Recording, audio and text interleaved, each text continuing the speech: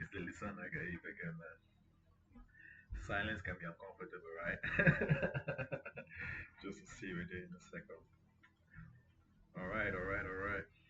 Continuing tales from Rentera. Of course, it slaps. I wrote it. Anyways,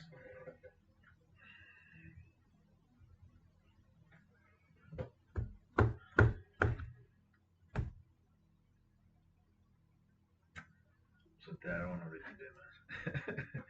But let's do this. All right.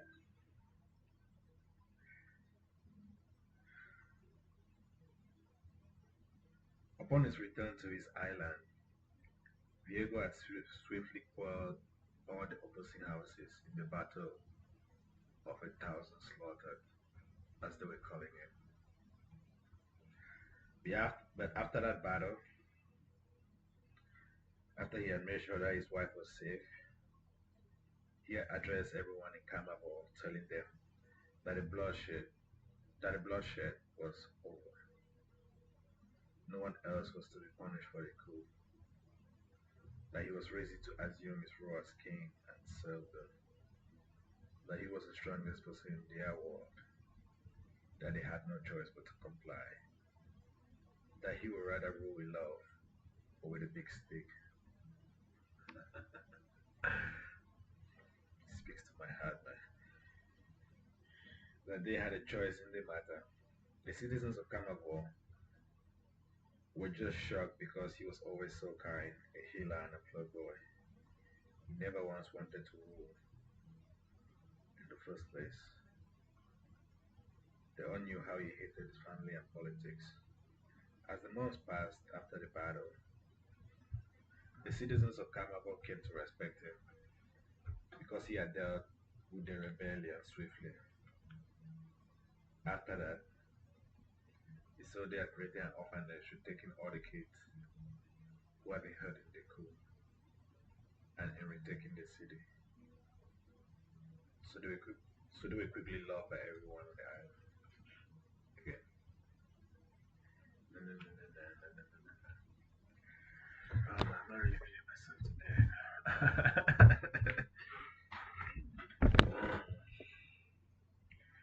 When they heard that Viego was marrying Isolde and was going to stay and rule, they were overjoyed. They all wanted a strong and capable king to help subdue the constant infighting, which, have, which had left all of the citizens in Kamabor jaded. They wanted what Viego wanted, thus Viego let his guard down after taking back the island. Everyone assumed that Viego was going to be ushering a new era. The crown ceremony was the first occasion on coronation day. He swore the oath and wore the crown, promised to serve his people before his friends and allies, promised to strengthen Kamagor's domestic and foreign policy. The island was full that day, with people from every corner of Frontera.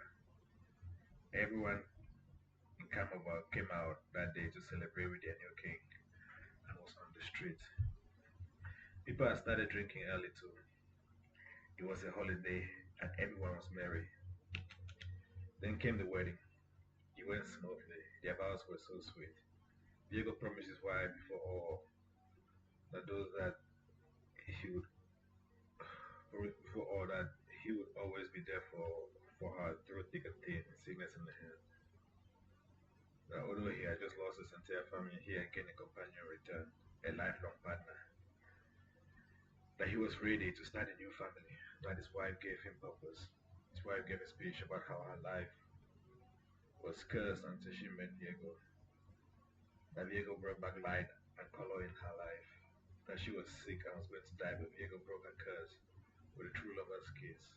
One of the curse that had plagued her entire bloodline. She was happy to be his wife. It was a beautiful ceremony. Everyone was so moved, so touched. Everyone was drunk on love and was merry. Lucian even went down on one knee and asked Senna to marry him after she cut the bouquet of flowers. He sold it to Senna said yes. Everyone in the party erupted with joy. Viego and Lucien were so happy too. to have met Senna and Isolde. Their love story. Two best friends who met and fell in love with two best friends. And Lucian's favorite sport. And they all hope to remain best friends forever. Was it all love or wishful thinking? We don't know, man. You may kiss the bride, the officiant said. It was getting late as the citizens and foreign dignitaries kept bringing gifts. Viego stood up each time, shook hands, and accepted each gift with his wife before handing it over. His people were happy, his allies were happy. He was proud to have such a kind friend for an ally in the best man Lucian. Senna loved herself Isolde too. It was not common. He did not even end up needing his help in retaking Camavo. He had become quite the warrior, mage, and alchemist. He had grown strong and righteous just as he always wanted as a kid, although he had never wanted to. He was confident enough that he was going to do a great job with his new queen by his side. Thank you, Viego said, accepting another gift. Thank you. He thanked everyone as he accepted their gift. Thank you, Viego said. Thanks for coming and taking the time out of your day to celebrate with us. Thank you. I will bring you death, shouted the soldier as he launched at Viego, hoping to at least scratch him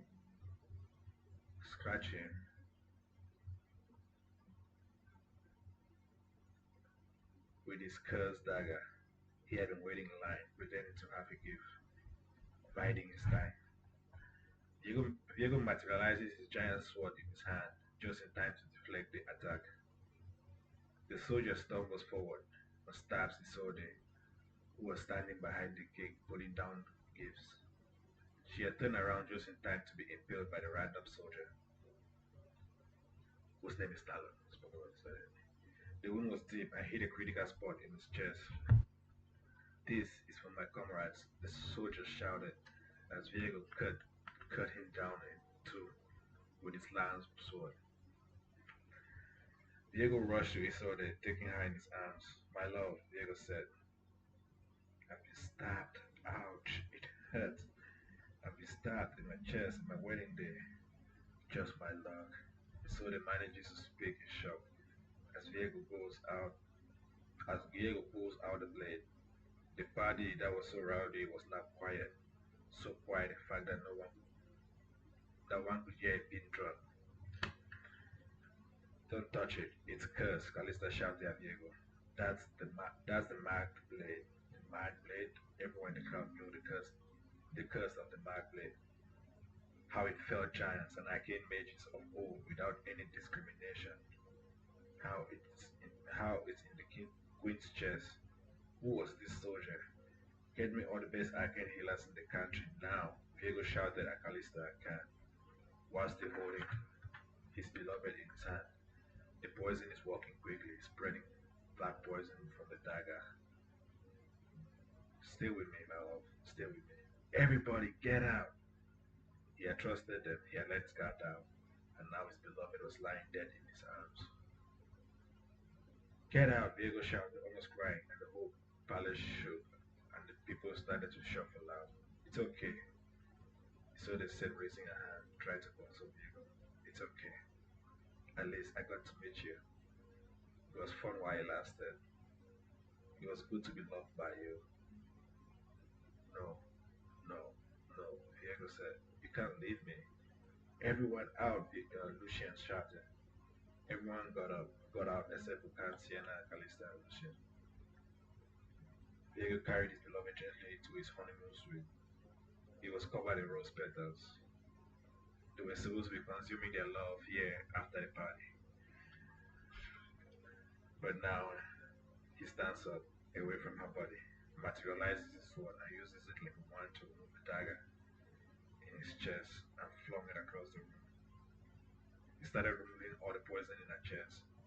It was already too late. The wound was deep and the poison was too close to her heart. But he never stopped. But it never stopped. But it never stopped Viego from trying. He did his best to wrap her in spells in a cocoon. had healer's blessing and cleaning the wound. Her life was hanging by a hair's length in the realm of the living. It was almost morning when Viego told the doctors and healers that they could rest after Isolde's condition became stable. Sienna stayed by her side all through the night, pacing, holding her hand until she was wrapped in the healing dugu.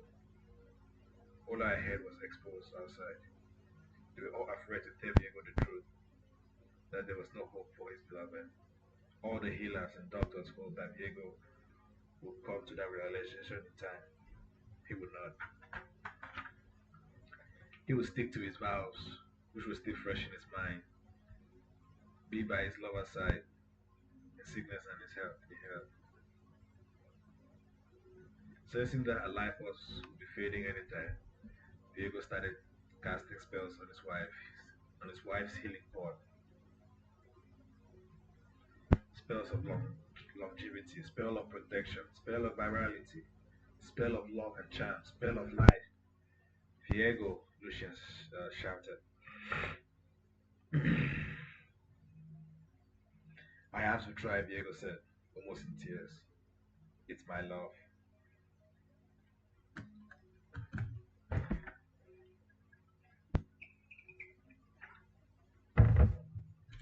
I know.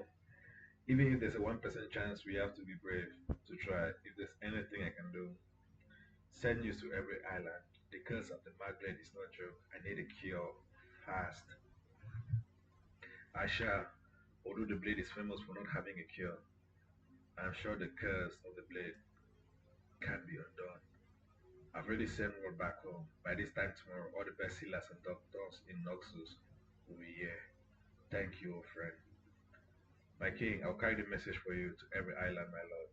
Until I find a cure, I won't return. Callista said. Thank you, Callista, Viego said. You are my most loyal subject. Your faith in me always restores my strength. I shall not fail you in this task, my king, Callista said and left the room. She has never failed me, not once, Viego said.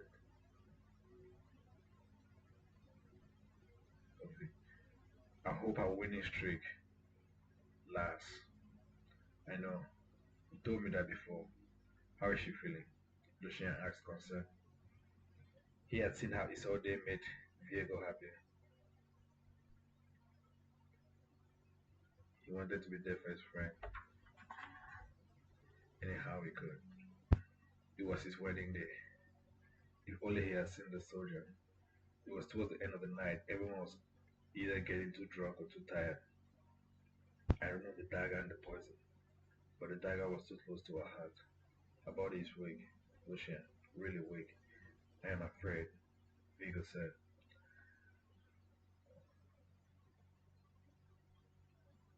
quite in shock of what had happened tonight.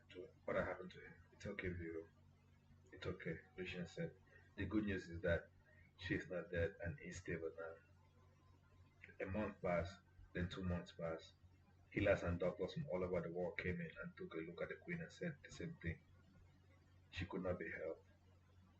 The curse of the Mag Blade can't be undone. Vigo cursed at them at first, but accepted their help when they offered to treat her anyways, with the best of their abilities, and some even added their healing magic to the cocoon. Her condition did not change. Vigo locked himself up with her and dived back into his arcane books about healing, immortality, and alchemy. As a young arcane prince, Callista was assigned to him. Her primary role was finding and collecting rare books and antiques for the young prince. She always delivered, no matter how rare the book was or how rare the antique was. She always delivered for her king. Those books were of such a help to him because no one else in his family could wield or understand magic. He was lucky to have been born a prince. He was grateful to be a mage who had a passion for the arcane. Doctor after doctor came and left, healer after healer. Eventually, Lucien could not stay capable any longer. He too was a statesman and had pressing matters to attend to in Noxus. After 3 months, he left. He asked his fiancée, who was more than happy and willing to stay and take care of Isolde. 6 months had passed since the incident, and still no one could help the queen. Viego had abandoned all his duties as king and was now only focused on reviving his wife. He had his meal brought to him, and he never left his lover's side. The entire kingdom had shown with so much promise. The entire kingdom that had shown with so much promise was now swallowed in sadness and depression. Then one day, Callista walked back into the palace. She looked tired and beat up, like she just survived the journey of her life. My king, I found him. I found a place like a hill, my lady, Callista said after quenching her thirst and eating something. From the looks of it, she had ridden as fast as she could to bring back the good news to the capital. The horse she rode on died because she was riding so fast. She had to stop and get a new horse and rode to the palace. She had loved Viego ever since he was a boy, when she was chosen to be his personal royal bodyguard and pledged her undying loyalty to serve him as a royal guard. Her skill as a hunter were best in Kamavo, next to none. Her weapon of choice was a Kamavo war spear. She was well loved and respected, even among her peers. Where, where is this place called? Viego asked. They're very secretive about it, and for good reason too. The Misty Isles. Isn't that place a fantasy, a story passed around in hospitals? Khan asked us suspiciously. I heard in one of the hospitals as I was looking for a healer that it was also called the Blessed Isles. I didn't want to bring it up and give my king false hope. Oh, it's very real. I found it, Callista said. Humans do wind up there from time to time when they are lost or born with some strong innate arcane magic. It's the lost city of mages, also known as the Blessed Isles, surrounded completely by mist and truly a blessed place. You have to see it, my king, and we shall, all in due time. Thank you, Callista. I can't thank you enough. I kiss you right now, except I'm married. Happy to be of service, my king, Callista said, handing him a vial of liquid from the blessed earth. This is the blessed water, said to heal all ailments and extend life.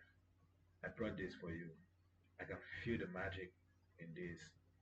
Very potent, Vigo said as he examined the fruit in the flask in Callista's hand as he took it gently into his palm. It looked like water, but purer, shinier, with more magical properties. I shall take it to her. Tell me more about this place, Khan asked Callista after the king left the room. It's the home to lost mages of legend. Almost everyone there was an alchemist or a mage, wizard or witch, who you do could do one thing or another. They have children which are blessed with the arcane gifts, and people over 700 years old. And some are protectors of the mist. Some are protected by the mist. Okay. The mist covers the whole island. Can ask. Yes, it opened up and closes. It opens up and closes. And you were just led in. Can ask. Yes. How? They just grant access to anyone. Then why surround the place with mist? No.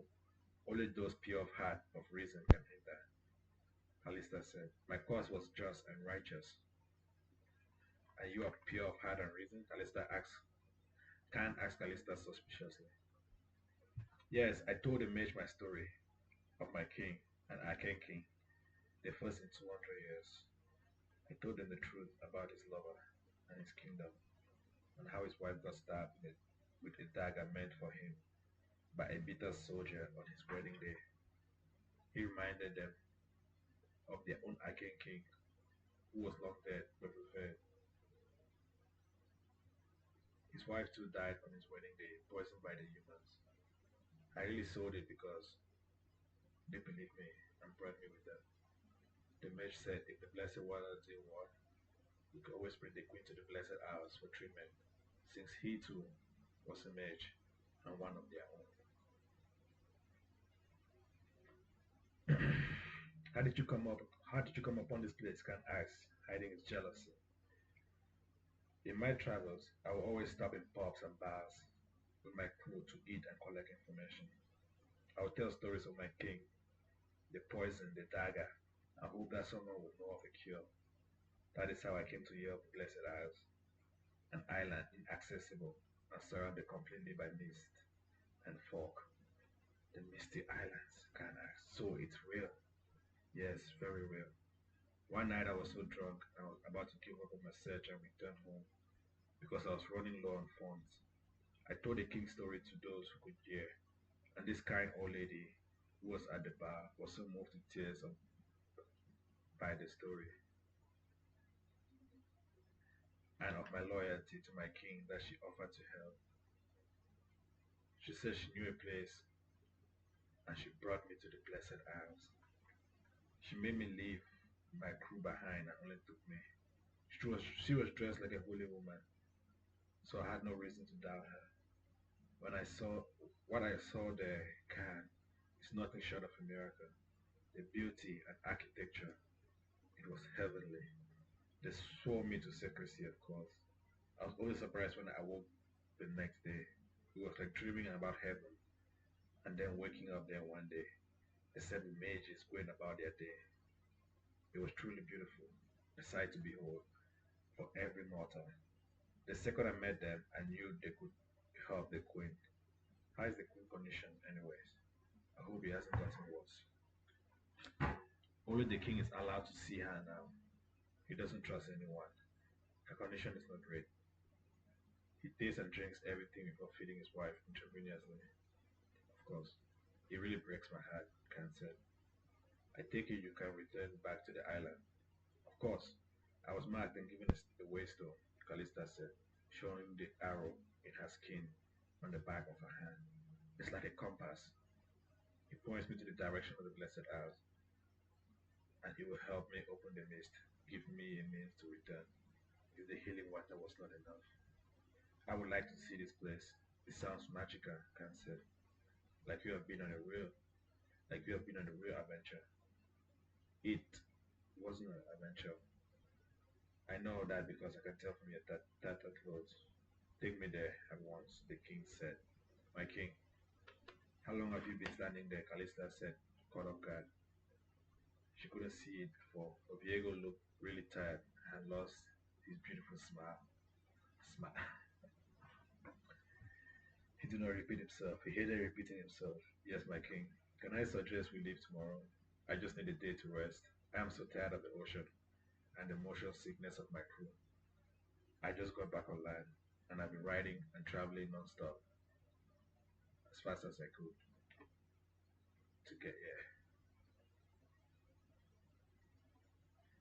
Just one day, my king.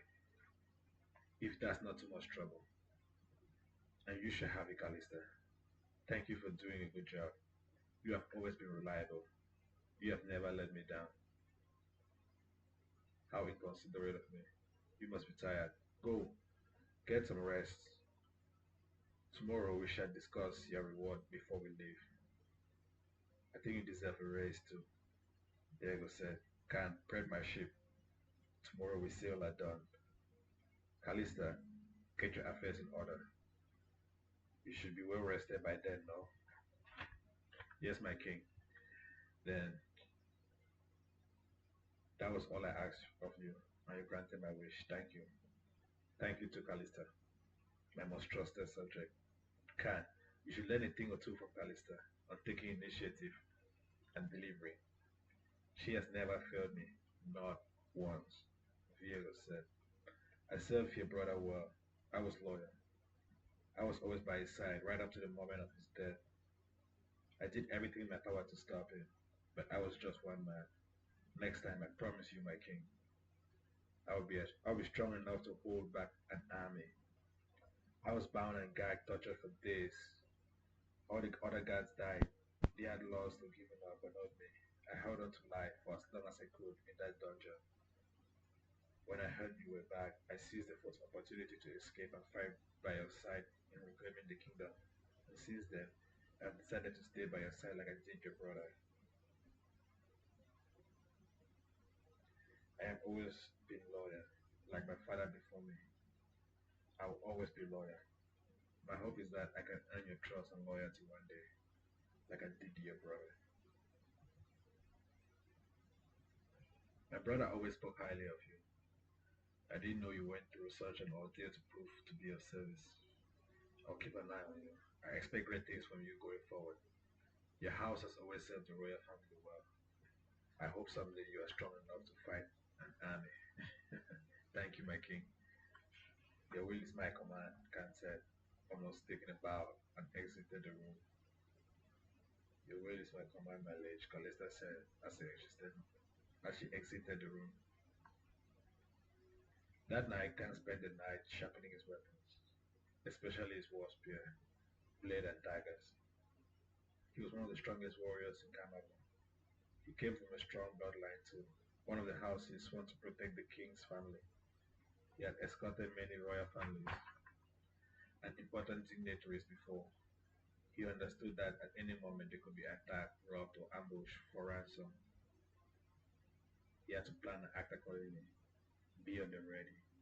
They were leaving Kamabo with 500 of her best soldiers on a king's ship. He was their commanding officer, commander of arms, preparing for battle, and protecting the king was his sole duty of their house. His family had succeeded in that task for generations, and he wasn't going to let the ball drop with him. Alright, my dearest Lucian, this is a letter from Senna. Okay. It's with joy that I sent you this message. I hope it reaches you in good spirit. I can't believe that we have been apart for 3 months now. And all I still think about is you. You keep that fire in my heart aflame, and I can't wait to be with you again. See, what a lover boy. As I mentioned, or you might have noticed in the letters, I am filled with to the brim with joy, and so is everyone at Viego's palace and its halls. Everyone came over is filled with joy and laughter again.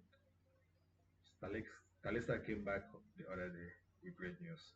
She found a place where the queen can be healed, an island called the Blessed Isles, surrounded completely by mist and inaccessible to anyone without an invitation from a mage from within the island. I didn't believe it myself. It all sounded like one of the stories we all read as children growing up, but I gotta believe it for it's all day. From what I understand, Calista met a mage in the pub who, after hearing Viego's story, offered to help her out.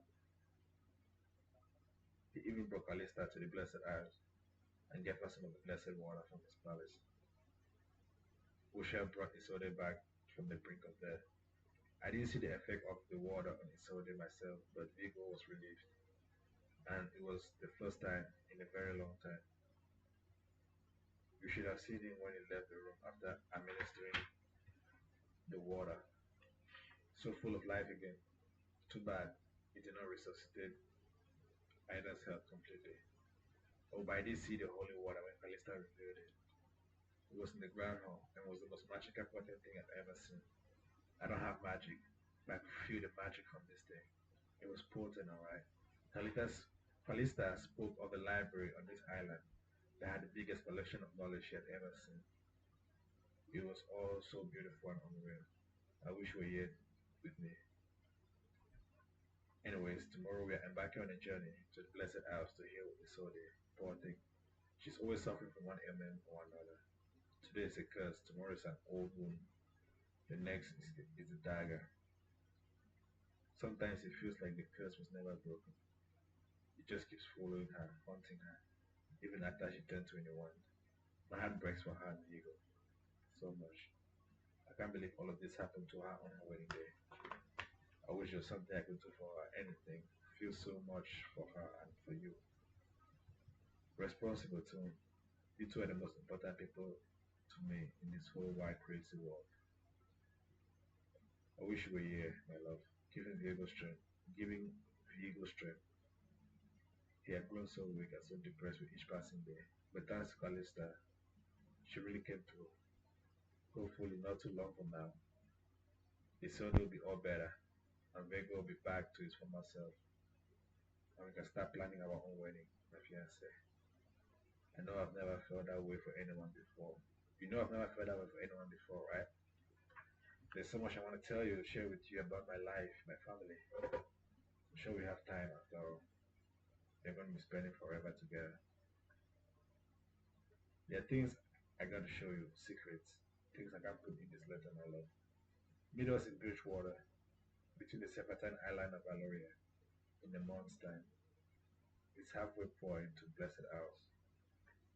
We'll be there at the docks preparing to set sail to the Blessed House. Viego doesn't want anyone to see it solely. It's not fair. I was a friend, squire and protector first. It's not fair. I mean, I get it. They're married now, and she was attacked completely by a complete stranger. But that's no excuse for letting me not see her. I swear to you, tonight or one of these nights on the ship, I'm going to sneak into her room and see my old friend. There is something about her origin that I haven't told her, about us, about connection, or anyone. Something important that she must know. Maybe it's what's holding her back from completely healing. She needs to know that she is loved. I hope I get to see you soon, my love. Life is not just the same without you. I hope you haven't fallen in love with one of your Noxian girls and forgotten about me. Anyways, I gotta run. See you when next I see you. Okay, bye. Lots of love and lots of kisses. More. Yes, truly, Senna. I love to do this now. Like it's a good way of compressing a story, Do it by letter writing or storytelling, like within the story.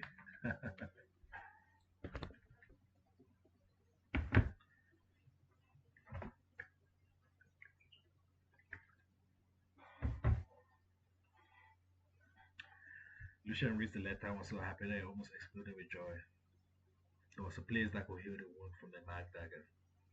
He was he still had diplomatic pressing issues in Noxus, but he left a message for his mother as he set sail immediately. It would take him roughly a month to get to Bilgewater. He can't miss them or keep them waiting. He better arrive on time or before Viego's party arrived. While in the ship to Bilgewater, he pens a letter to his lover. My dearest Senna, Viego told me the good news. I read his letter right before I read yours. I was worried it might be bad news, and I wanted the bad news before the good news. So yeah, that's why. I'm well and healthy, and I won't say I'm in a good spirit. And I won't say I'm in good spirit. I spent all my passing time looking for healers, doctors, researching the blade. I can't stop thinking about you and my dear friend, Vigo Ida. He's very dear to me. I hope you slide. I hope you slide him something to eat from time to time. He really loves anything with chicken and eggs in it. I shall depart for Noxus at once. My hope is to arrive in Billshwater before or at some time as your party, or at the same time as your party. Get a room, something expensive and cozy, just for the two of us, if you arrive first. I'm starting to forget the shape of your body. What a sly motherfucker, right? D, sorry. You just I catch myself sometimes in the characters I'm writing. Alright, let's get this.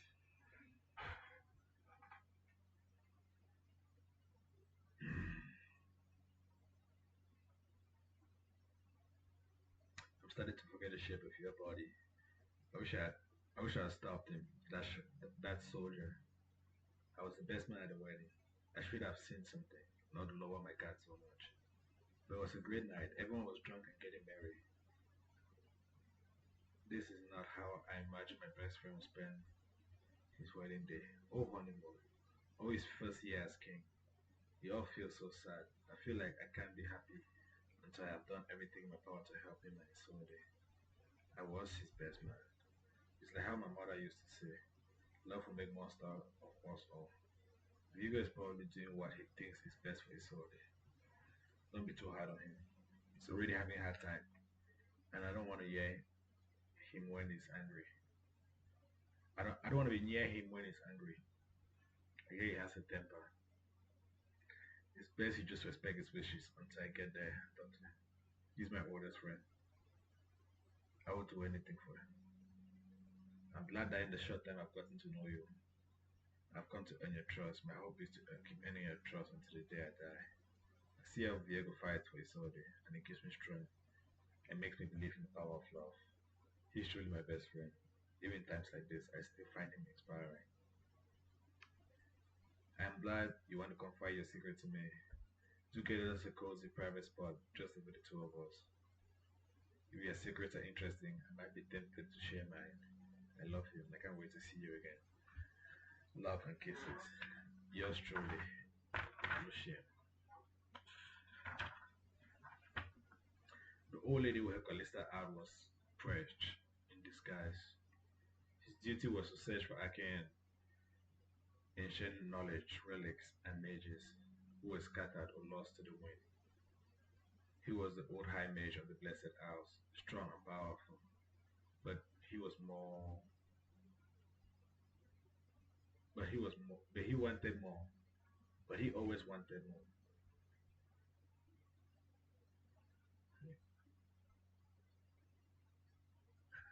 He had a younger brother, Reese, who was in charge of finding and protecting the seven arcane stones wielding unlimited power, which could take apart their world, which must never fall into the hands of humans, because it contains so much power. Reese took his job very seriously and was always gone. Threat was always envied. Threat always envied and admired his younger brother. I wonder how he was never tempted by all that power from the stone. He was always tempted by the knowledge in the library. He was a keeper of knowledge and thus confined to keeping secret texts and making sure none of the arcane knowledge fell in the hands of humans. He had an older sister, Soraka. She was the one who ran the kingdom and ruled in his father's stead. Her job was to train the next generation of mages and make sure that the island was always protected from all the outside forces. It was quite easy. They were all powerful mages in their own right. After so much time spent in the library learning and cataloging information, Thresh quickly developed dreams of his own, dreams of power, conquest, and world domination. Unlike his younger brother, knowledge called out to him, tempted him, and he couldn't help himself. He started to wonder why mages, being so powerful, had to hide from the humans, surrounding himself behind mist, hiding their knowledge, their power. He alone could take over a nation of humans if he so pleased. It should be the other way around. Humans should hide from mages. He always disguised himself when he frequented local human pubs, always sitting in the corner drinking a lager, passing judgment on humans with his lantern of truth. Trust me, you don't want to cross paths with Tresh at a local pub. If you are a low-life criminal or hustler, he had a thing for torture. He would steal your soul and add it to his collection. There were rumors that he kidnapped mages, wizards, and ordinary folk and conducted arcane experiments on them in the catacombs of the library, but it was never verified. He started developing his own plans for world domination. He would always travel the neighboring islands looking for young talents, often dressed as a holy person, or a woman, or a peasant in need, always someone of low morale standing in society, so he could hide his true nature, get a better picture of his environment, and better understand the world of humans. He wanted to know what made humans tick, their biggest fears, and what they chose to keep in the dark. It was on one occasion at a pub where he heard Callista's story and was carried away, mostly by her loyalty for her master, especially after he heard that he was a mage, the first of his kind in over 200 years. He must be lovely, he thought, and he was glad to hear that Viego was natural born genius. This was his opportunity to seize power and glory for himself, a king who could help him conquer the outside world. With Viego, he could mold him into his perfect form. Viego wouldn't even know what was happening. He was not going to walk in his father's footsteps, protecting the island for centuries and centuries to come. He was going to conquer Runeterra, pass down judgment on Runeterra, one soul at a time. He was going to have fun. Protecting the humans, the lesser beings, no, that was not his future. He was going to usher in his own kingdom, a kingdom of mages in Runeterra, where mages and humans would coexist, but mages would be superior. But first, he would need to get rid of his sister, as she was too powerful, and he could not defeat her on his own. He had tried staging a coup on three different occasions under three different aliases, but each time he failed and only got away with it because he was too powerful a mage and, and was a shapeshifter. The investigation never got to him or even suspected him. As a keeper of knowledge of the Blessed Isles, he spent many a night in the library, learning all sorts of forbidden knowledge, and he was always cautious, making sure no one knew he was the one pulling the strings. He even approached Miss Madada for an alliance, but she refused because Stretch was just not right, reading so much magic, and was still asking for an alliance for her to dethrone his sister. Thresh needed a new strategy, and Callista was his way in. That was why he invited her back to the Blessed Isles. That was why he gave her the Waystone Maga to find her way back to the Misty Island. He was using her for his own selfish reasons. Armed with massive arcane knowledge and his lantern of truth, he had already seen through Sienna's memories. Saw that she was pure of heart.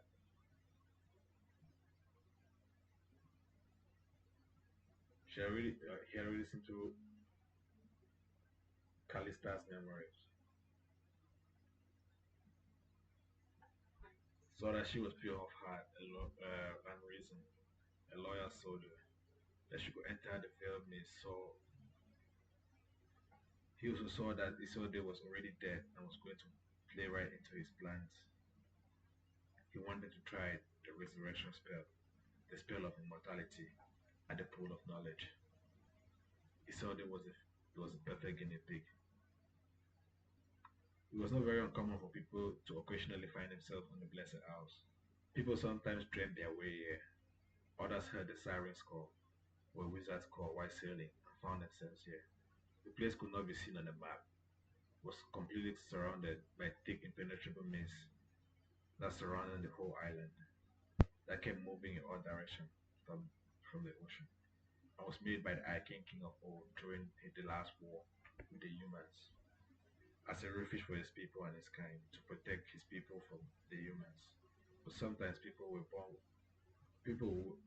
arcane knowledge and magic from normal families. Most of them in their lifetime always found this place one way or another. A place free from discrimination and human persecution. A place of magic, made with magic and from magicians. Dredge had brought Callista here, showed her around, promised the mages his queen and the alchemist that Callista was a loyal soldier, sworn to Viego's service. The, the first Arcane King in years from the human war, in so long, who had also gained notoriety for his healing ability, his kindness, loved by all his people, but betrayed by a single bitter soldier. The citizens of the Misty Isles also saw her heart and her intentions were pure. That was why they saw no reason not to help her. Because to them she was loyal to a new Arcane King whose wife was now sick and possibly dying. As Callista's hung out with them and shared more of our story, the mages all reminisced about their old Arcane King, a legend of his time, even among the mages. They did share their own stories of him with Callista, that although he was long dead some thousand years ago,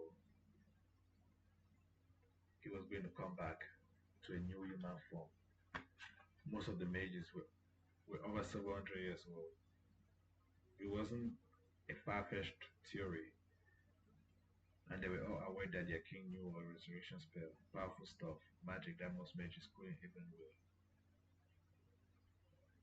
Calista, after spending a week in the Blessed Isles, and knew that the rumors were true because she was there, she was taken there, the pool of tears, the pool of joy, the sacred waters.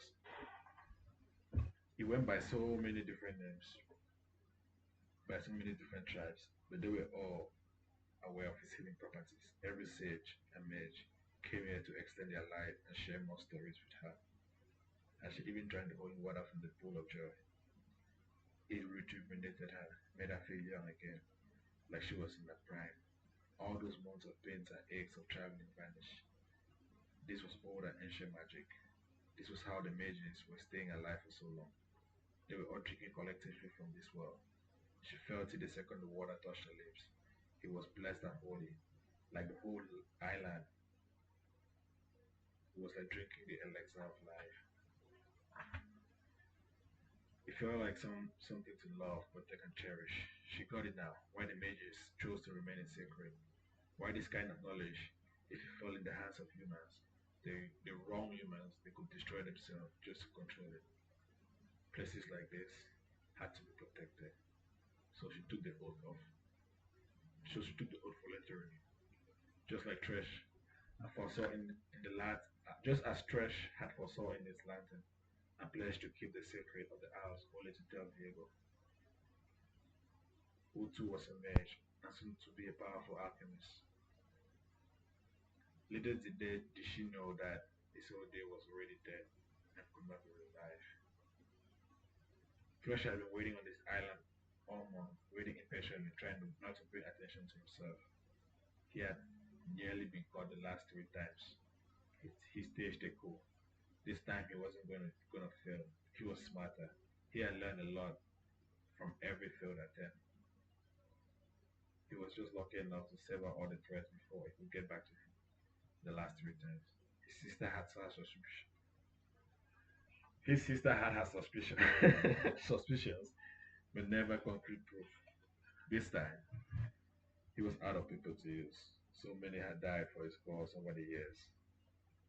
He has still not learned his lesson. He truly believed that he could conquer all real terrain, flip it upside down, have humans be afraid of mages. He had taken a lot of personal risks to put his plan into motion. Failure was exposure and not an option. All his hopes and dreams were riding on Viego arriving at Blessed House with his dead wife to spring the next part of his master plan into motion. He hoped nothing had happened to Viego and Ruth and kept checking his lantern. He was the only one who could see, use it, who could, who could see using it, and he saw what Viego would be arriving. And he saw that Viego would be arriving soon and on time. One could see him walking to the pier on the beachfront, looking out on the misty ocean, until he saw Viego's ship arriving. His heart was so ecstatic that he rented a private place on the beachfront so he could be indoors alone and watch from a window. So people won't be wiser would tell how excited he was getting.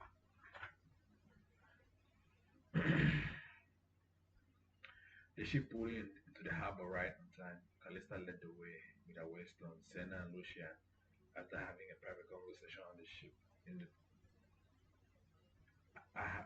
Sienna and Lucian are having a private conversation in one of the ship's private suites. From the looks of it, they were finishing from making love again. Oh, how I've missed you, babe. Senna said, I've missed you too. I can't believe I was away from you for that long. Please, never leave my side again. Ever, Lucian said. Okay, I promise. Senna said, from here on out, we'll always be together. We'll fight and stick together. I promise. Together. Lucian said. And then seriously, what was it that you wanted to confide in me and show me? I made it to beautiful water fast. We didn't even have time to talk.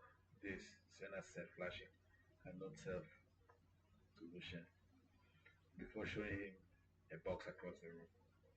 Open it. It belongs to your father. It belongs to your father. Isolde and I came to Noxus the first time all those months ago to give you that. I didn't want to at first because I was attached to him and I didn't think you deserved them. But I was wrong. They are your father's. What is it? Lucian said, moving a pocket knife from his trousers, flicking it and opening the war design box. His weapons. Lucian looked into the box at the strange weapons. He had seen them before only once, the day his father left.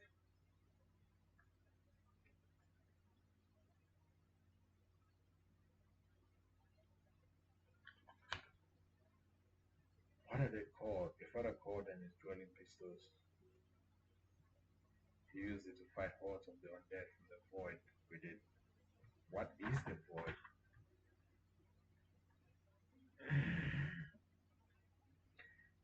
It's a tear in space and time to the other side, the dark side. It appears at random and in different countries, islands, and cities. Very small at first. When it's small, it's harmless, but left unchecked, it grows bigger with each passing day. Then one day it's big enough to let a creature from the other side to come through. Then what happens?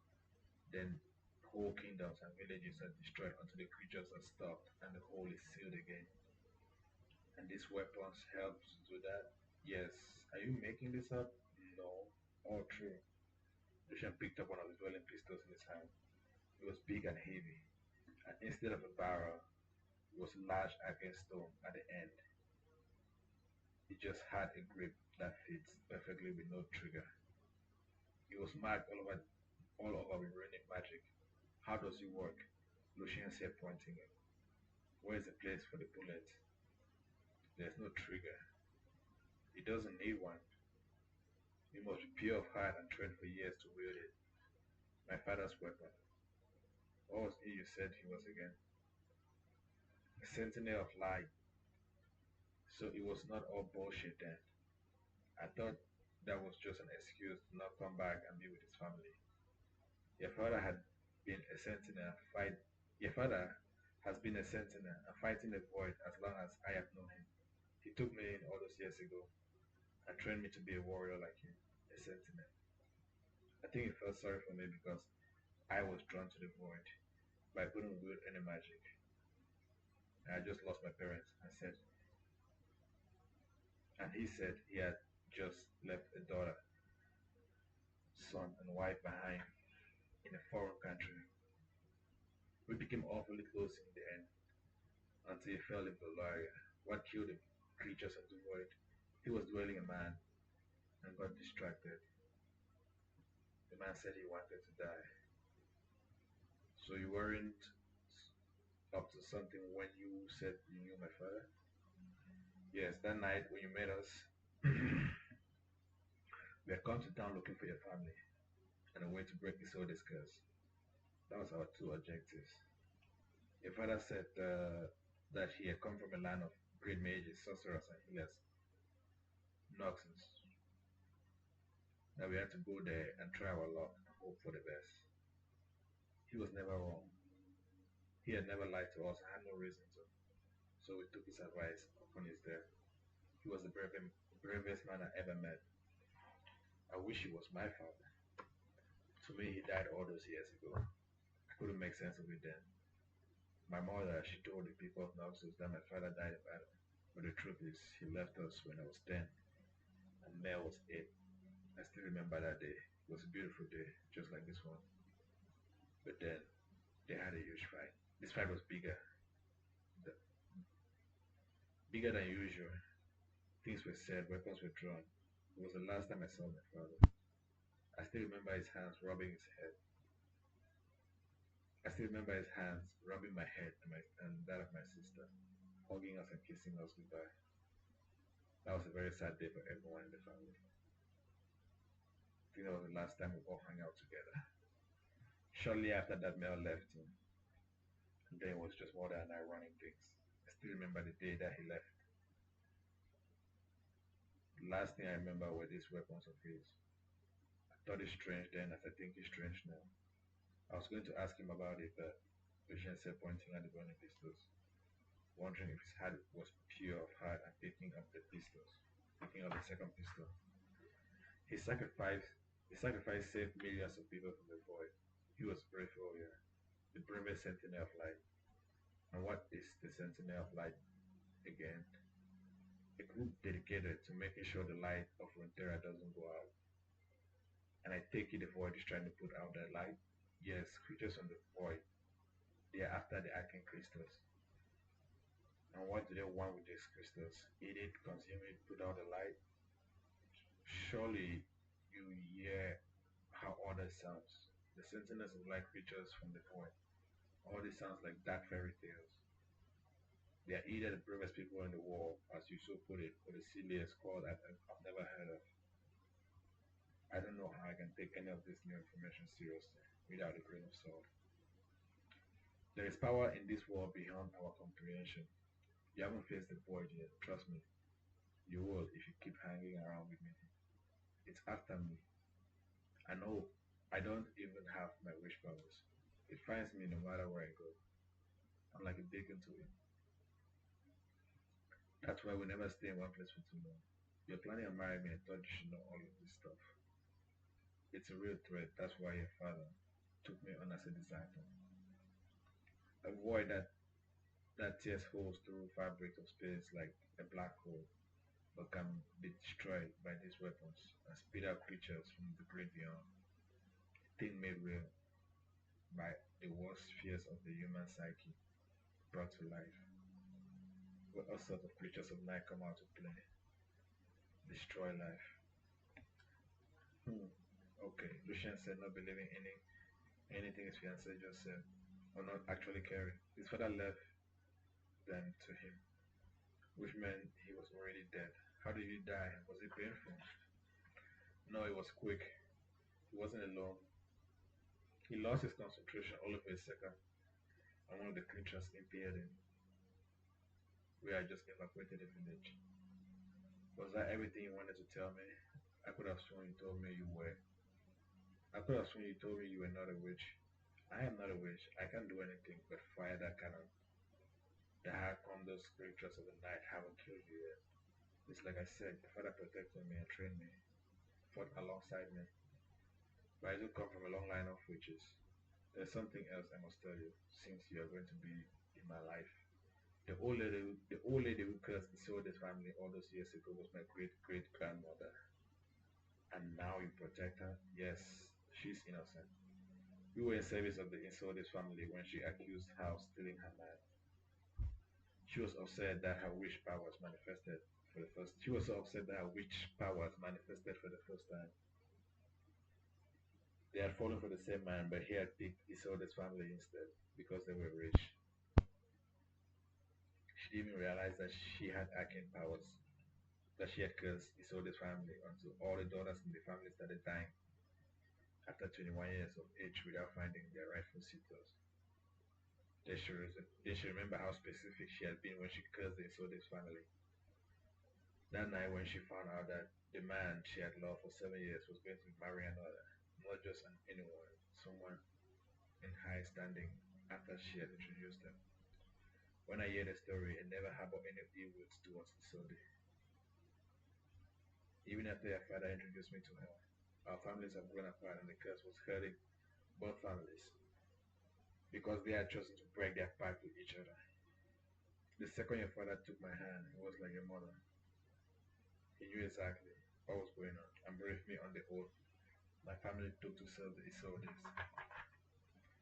That the two families falling out was the reason the curse was acting up so strong in Isolde's life, messing up her magic, hindering my magic. I look at Isolde and all I can think of is my family is responsible for all this. Poor thing. Stop beating yourself up, love. You couldn't have done anything to stop it. All of this happens in the past. Happened in the past, yeah. It's not your fault that your ancestors made a pact with an Arcane witch family. I have seen you with Isolde. You have nothing but love for her. But I haven't told her this truth. What if I'm the one holding the curse over her? What if she can't get well because of me? Do you think I'm a bad person? No, you're not a bad person. You probably haven't told her because you are afraid that you might lose her as a friend. Isn't that right? Lucien said. You're not a bad person. You didn't curse her family. That is my biggest fear. That if I tell her now, it might drive her further into a frenzy or worse, psychosis. Tell me, how is she doing? Lower your voice. Not well. Not well at all. Viego still won't allow anyone to see her. Hmm. I walked past her room the other day. There was a wind in the air. The smell that came from her room, it was so bad, like rotten flesh, mixed with shit and piss, like she was already dead. How do you know the smell of rotten flesh? I'm not just a warrior, I'm also a medic. I was your father's apprentice. Trust me. I know these things. I'm worried, so worried for my friend. You don't say. All this is starting to make sense. Although he picked me up at Bridgewater, I didn't get a chance to see him. He only sent a guy with a note stating he was happy I was joining the party to help his queen, but that he must remain with at his wife's side for security purposes, and I wasn't to disturb him. It was strange, not like him to send a note. He didn't even want to leave her side to see me at Bridgewater, my poor friend. I hear he sits in our room all day researching. Maybe it was him you were smelling. Men do tend to smell like he goes when they go without a shower for a couple of days. Has anyone seen him shower lately? Don't ask me, Senna said. No, all he does is taking strange books and then their meals into their room. Now that you are here, I will need your help to distract him. In distracting him, I just need him distracted long enough so I can sneak in and see my friend. See her state of mind, of being. Knowing Viego, he's probably paranoid and has the whole place protected with spells right now. It's just best to respect his wishes. When we arrive on the island, he said they will be healed and we can finally stop worrying about them and finally start worrying about us. Worrying about us. Yes, you're my fiance now. We need to start planning, looking down the road, thinking of children. Oh, you're so sweet. Already thinking of children? I have been so preoccupied with Isolde and Viego. We are right. Once Isolde is healed and cured, we're finally going to have some time for just ourselves. Who knows, Lou? I might be ready to carry a child, be a mother. You said children. Just how many are you thinking about? Oh, let's start with twins, yeah? Lucien said jokingly. Go from there. Yeah, I guess I'm a warrior. Even in motherhood, I can handle it. But it all depends on what. If they can shoot if you can shoot your shot, right? Sienna said jokingly.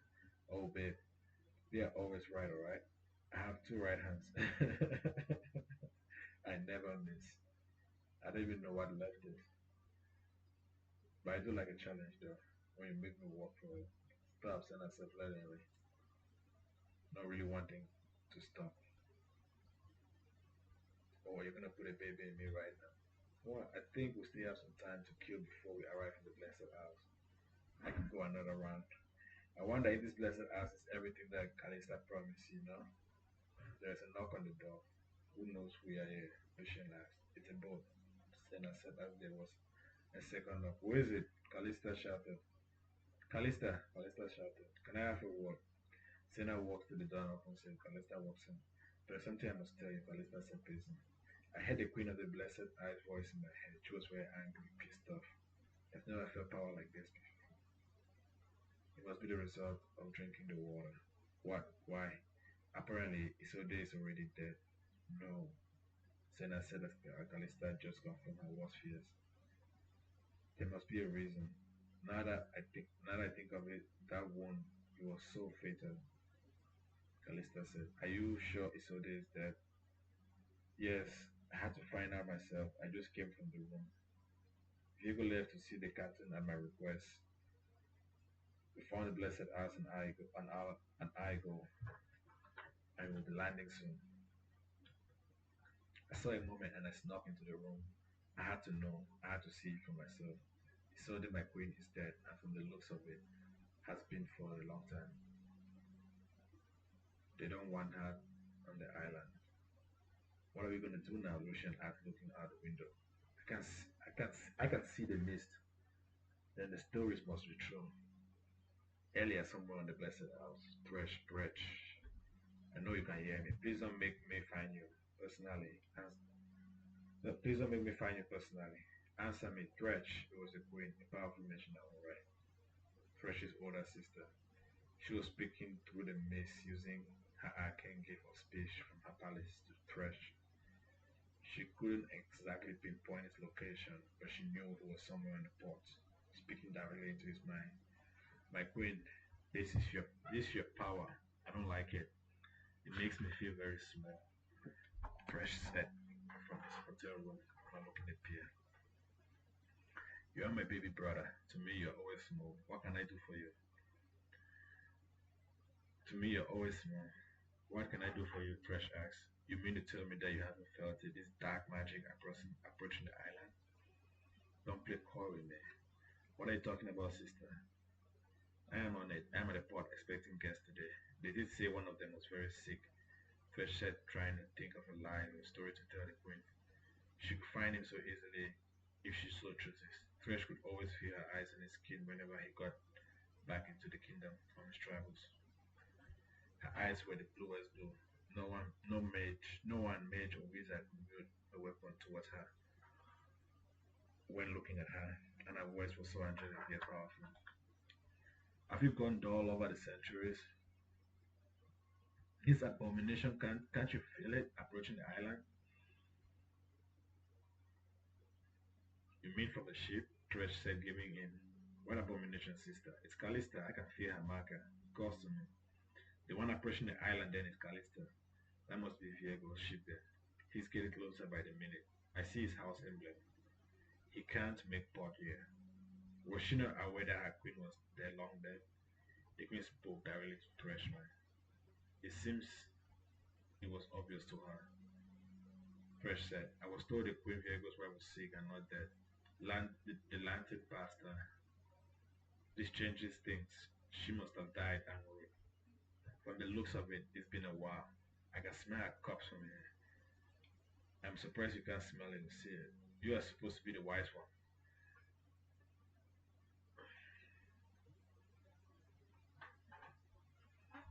I was smelling something foul, but I didn't think it was coming from that ship, Fresh said. Your senses have always been sharper and better than mine. You must be growing thinner over the years. But sister, I can't let them stay outside the mist for too long. They have a marker, and the longer they linger, the likelier the chance that more humans will find us. They have come so far, let us let them in. Feed their hungry and sick. Even their ship looks bitter. These waters are not easy to navigate. We still need to remove the marker. Let's let them down gently. See if they have anything to trade. Knowledge, information, goods and services. Thresh said. They are humans, they can't be trusted. They can't be trusted. They lie to get in here. We don't know that. Thresh said. We never defend humans. Always look down on them. What's different this time? Viego, Viego. I have heard so much about him in stories. He reminds me of the Arcane King of old. I wanted to meet him, help him, any way I could. He's one of us. What if he's the Arcane King of old? Stories, prophecies. His lover is dead, and we can't speak to the state of his mind. But his lover is dead, Chris said. He's one of us, sister, a mage, a great one to our dad. I have read all about his exploits, the first one in 200 years. Born to humans, strong enough and smart enough to be a modern alchemist of our time. Represents us in the world of humans. He has the potential. He's out there all alone. We can't just turn our backs on him now when he has come this close in his hour of need. He might lose his way, turn to the dark side, become our enemy down the road. I fear for his future if he remains so gloomy. I get your point. We should let him down easy. He's one of us, and that's one more battle we don't have to fight. Okay, open the maze, let them in. But their boat is to leave these shores the first thing in the morrow. We will feed their hungry, heal their sick, replenish their stock supply. I think it goes without saying that they are your responsibility. You brought the one you call Callista here, and she brought the ship here. They are to leave port tomorrow. First thing, am I understood? Yes, Your Majesty, Thresh said. Soon, not too long from now, he thought. He had been planning this grand event for years. He was finally down to a couple of hours. Father always said humans were not to be trusted. Thresh said, glad people can't read Father's thoughts. Did you miss him? No, not really. He died over 1,000 years ago. But as a keeper of knowledge, I feel like I have a personal connection to him. Like I knew him the longest. I see his ghost every now and then, always so wise, always so calm. Church said, why do you think he chose us to hide away from the rest of the world behind the veil of mist? Of all the monsters in the world, Father feared the humans the most.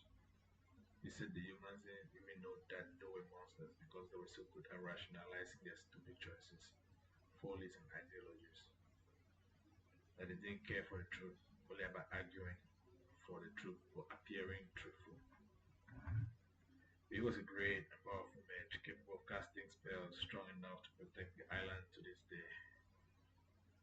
Why was he so afraid of humans? Yes, Father always said never underestimate the humans. They might not wield magic like mages do, but they do wield a different sort of magic. It lies in their unrealized potential. Every now and then a human makes a discovery, and their whole species edges closer to the source.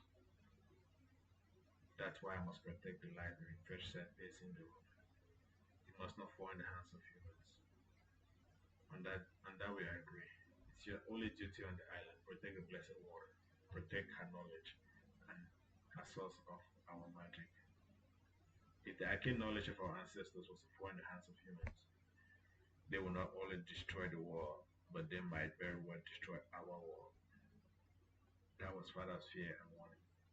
I can't let that happen. I'm glad we're on the same page with that. It still gets me to this. It still gets to me every time humans and their short lives. As a keeper of knowledge, I still don't understand Father's fears. I have read almost all their books, drank and eaten with them in pubs, seen their politics, technology, the four flight to hours in every field, every time, even in medicine. I am 920 years old for crying out loud. I have never met a human that I was afraid of. I still don't understand Father's fears, Stretch said pacing. Silence. Sister, I have a confession. What? Spill it.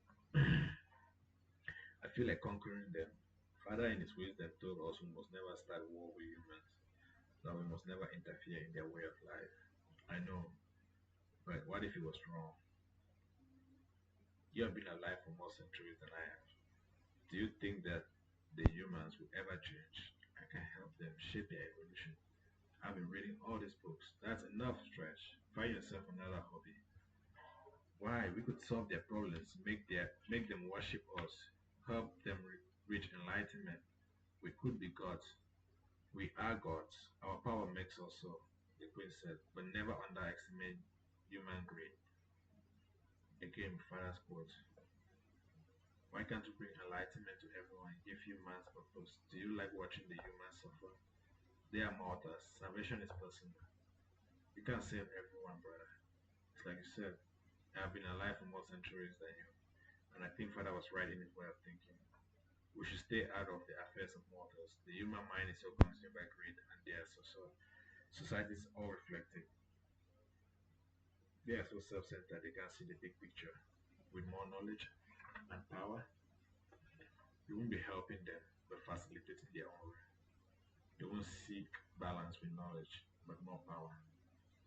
They are not like us, magic folk, but I can help them, sister. I can help them in the past thousand. I can help them, sister. I have helped them in the past thousands now, 1,000 years now. I have a whole flock. They think me a god, but you are not a god. Although our powers makes us so, how should I put it? Humans don't want to be safe. I mean, they dream of it, but it's not real to them when they don't get to save themselves. They learn the wrong lessons. When you save them, they become dependent on you. They start expecting you to be there for them, to fight their battles. This is how they destroy all their heroes. Through wear and tear. They don't do what is best for their own survival. They are so weak in spiritual. They are so weak in spirit and pathetic. Always praying. You would pray too if you were not a god, a mage, or an alchemist. I could bring order to this world, and they will worship us for it. You are doing it again, brother. Having dreams of grandeur. You seem tense, more tense than usual. I just wish I could help you go. Enough already, brother. That is why Father named you keeper of knowledge, and you left you in the library. Of all of us, you are too sentimental. You should not be spending so much time in the human world. Yeah, I know what you've been through looking for Arcane. I know what you've been doing, looking for Arcane, collecting rare books and artifacts, but they are starting to rub off on you. You're starting to think like them from the way you are starting to talk. Sound okay. It's, it's, it's just so like them, so human, so basic. But we were humans once. But we were human once. We embraced the arcane, father fought the war to separate our kind from theirs. That's our way of life. This is our way of life, almost protected from the humans. It was our father's dying wish. It's my duty. What I what I've been doing ever since he died. French, I need you here. The blessed I need you. Judging all those who enter. We are landing of truth. These are ancient. They are ancient relics here. Buried in within the catacombs, from that level of civilization, dungeons that must be protected. The library of knowledge, the blessed arms, the love sister, and no one else to majesty. Crash said, whenever I spoke to your sister, she had a way of convincing me to see things her way. Good, good, baby bro. You've always been a trusted and reliable person. I don't see you failing me today. Thank you, sis. That won't happen on my watch. Level security in the city, by the port, and by the pool of tears, just in case. Yes, Your Majesty. I hope this day was already over. Poor Viego. I wish I could have helped him. Me too. I will let him down easy, Crash said. I can see their ship coming into harbor. I need to go welcome them. Bring in the troops with you, expect the worst. Bring the troops with you, expect the worst. With the amount of magic oozing from their ship, he is no simple mage. The troops are ready on standby. Good, great. I'll keep you posted. The Queen broke their mental conversation. Fresh walked onto the misty piers to welcome Viego and his shipmate. After after opening a section of the mess, all the important VIPs on the ship were all outside the ship lined up ready to meet the emissary from the Blessed House. It must be Viego, Fresh said, introducing himself. I am Fresh, keeper of knowledge, emissary to the Queen in this part. I bid you all welcome. Thank you, Viego said as he shook Fresh's hand. However, I'm sorry to inform you that my queen has told me not to welcome your party on our shores. We are to heal your sick, prepare your ship, feed your hungry, and replenish your goods. But you and your party must leave our shores tomorrow at dawn. That was the queen's message. But we have only just gotten here. We traveled from afar. Yes, but you lied to get here. And I must take back the marker from you, God Callista. Fresh said, taking back the talisman from Callista's hand. There is no saving your woman. Your queen is dead. The lantern is called the lantern of truth. You can't even lie to me. Silence. They all turned to look at each other from Khan to Callista to Lucian to Sienna to Viego. For the blessed water, Callista said you could help. Viego said almost pleading. Yes, that was before we knew all the facts. Your wife is dead. She is not dead. My beloved is not dead. I can still hear her. She calls to me from the great beyond. I have managed to keep her alive all this time, all on my own, alone. Callista said you could help us. Yes, but we can't help the dead woman. Her soul is no longer on this side of the living. Stop saying that, Diego burst out angrily, materializing his sword, then gently disappearing. Callista do something. The truth will finally sink in, Diego. My king, if Isolde is dead, then there is nothing I can do. I'm sorry.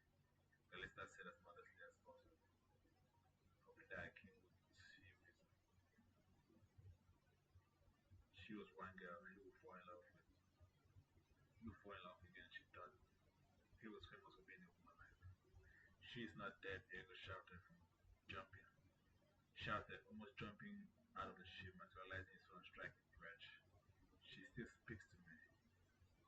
Fresh materializes his own blade from his lantern and stops Diego's attack casually with his blade attached to his lantern. How do you know your wife is dead? How do you know my wife is dead? I saw your face through my lantern of truth. It reveals all of that which is hidden in people's hearts, Fresh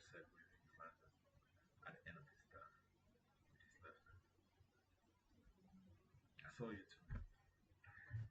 You and you, all of your fates. I've already seen it. I can still hear her. Viego said, that would be your arcane magic holding echoes of her soul in this world. It's hurting her, splitting her soul into tiny pieces.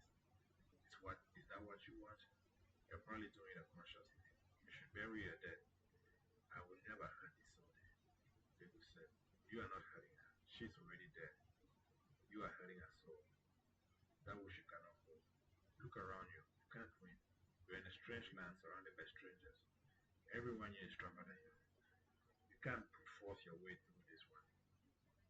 The mist surrounding the shore cleared up for a bit, just as he spoke. And Viego could see that there was a whole army there waiting for their party. The army was covered again in the misty fog. It was a small army of about 1,000 people. They had a mist to protect them from the outside world. I'm fresh, keeper of knowledge. This is my neck of the woods. You can't defeat me, not on this island, not here. Then what can you do for me? I am king. My beautiful Isolde. I'm sorry, Fresh said. Viego tried to attack him. Fresh countered. It was a superb counter. Viego had gone for a killing blow at the neck. He was surprised. Fresh was able to block it so effortlessly. There are eyes everywhere, mages in the mist, watching their party. Are you are you sure this is how you want to play it? You really want to do this here, now, after months of traveling, with a broken ship, hungry crew, with sick members? Fresh said, all of this without flinching. It was about he was putting on a show for his sister. Boss, these are good people. They took us, they took me, took us. They're offering to replenish our stock supply, feed us, and heal our sick. We're sorry for Isolde. We all loved her. Let's not insult her kindness. They had good intentions. They were willing to help. But Isolde, I heard that she's still alive. I will erase whole kingdoms to bring her back, even this kingdom. We are sorry, my king. We did our best. I did my best finding this place. Let's not hurt these innocent people who have done nothing to us. Listen to your God. Wiser words have never been spoken. Fresh said out loud, and then mostly whispered in Viego's mind. Tonight at midnight, I shall help you at the wishing hour. We are being watched. It was I who invited you here. I shall help you, my king. I promise. Viego stopped resisting. His sword disappeared back into the ether. He looked at Fresh as he walked away and then into the fog, disappearing. Did he hear what he thought he did? Something more is going on. Fresh is not the king in this part, but he's willing to help. He stops resisting, takes a step back, and starts walking back to his ship. I was getting ready to fight and die alongside you. My people fought mages before. They are not so tough. Shut it. Master is doing the right thing, Callista said. Sorry, babe. Lucian said. My condolences, Sarah said. They all tried to console him. He just walked back into the ship without saying a word. They must have heard Fresh words. He spoke directly to his mind. They must not have heard Fresh's word. He spoke directly to his mind with their sword when their sword last clashed. His head was down and his head was heavy. He had traveled all this way, but unlike all the other healers before Fresh, they said the same thing. That he saw they could not be helped. This keeper of knowledge was different. He said he could help Isolde. He walks into his room and sat all silent without talking to anyone of his friends as he tried to console him. When Fresh appeared to him in a mirror on his ship in his private quarters. Fresh appeared to him in a mirror on his ship in his private quarters. And that is the end of chapter 6. Oh my god.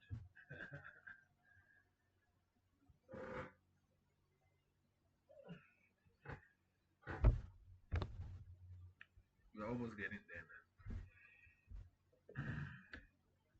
3 more chapters to go. 3 best chapters. Chapter 7. finishing the Tales of Runeterra. It's called the Blacklist. Alright, peace out, take care.